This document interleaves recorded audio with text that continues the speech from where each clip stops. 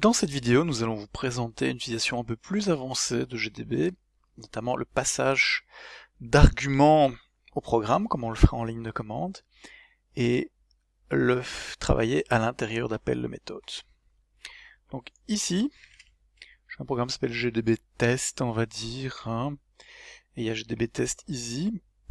C'est un GDB Test, c'est un programme qui reçoit en fait en ligne de commande un certain nombre d'arguments, donc on a vu, on verra ça au cours, et les affiche simplement.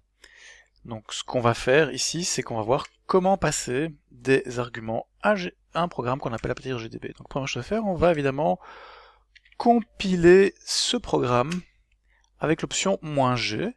Ensuite on va lancer le a.out comme j'ai rien mis comme paramètre. On peut lister toujours le programme. Vous voyez, vous voyez, si on met un paramètre derrière liste, en fait, il centre en fait ce qu'il affiche autour du numéro de la liste. Mais c'est pas ça qui nous intéresse, donc voilà. Alors, ce qu'on va faire maintenant, c'est qu'on va l'exécuter en passant... Je sais pas si ça marche, ça. Non, ça marche pas. On va passer en ligne de commande des arguments. Je vais mettre argument 1, argument 2, argument 3 par exemple, voilà. Simplement, on fait comme ça, et on voit, hop, le programme, il affiche des choses, donc on voit qu'il a bien reçu.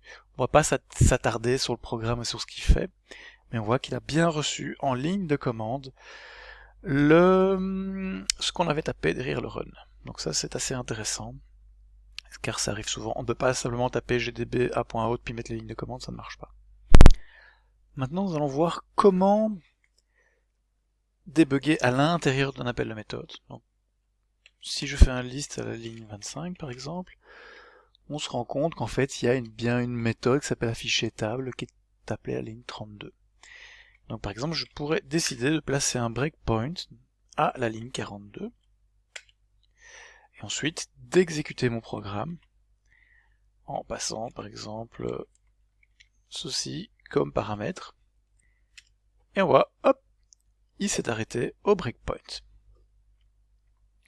Alors maintenant je peux évidemment imprimer ce que je veux, par exemple j'imprime taille, ok, voilà, taille 0. Je pourrais aussi décider, par exemple, j'ai ici, dans mon programme qu'on ne voit pas ici, j'ai un argument qui s'appelle argc, qui est le nombre d'arguments passés au paramètre.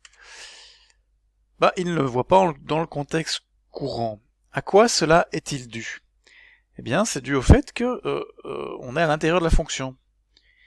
Et donc on ne voit pas les variables qui sont en dehors de cette fonction. On peut visualiser, donc si on prend la liste des commandes, en fait, on peut visualiser le stack d'appels.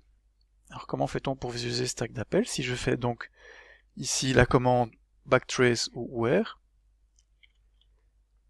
hop, on voit qu'en fait il y a le main ici, et à partir de la ligne 20 du main, on appelle afficher table, et on est pour l'instant à la ligne 42.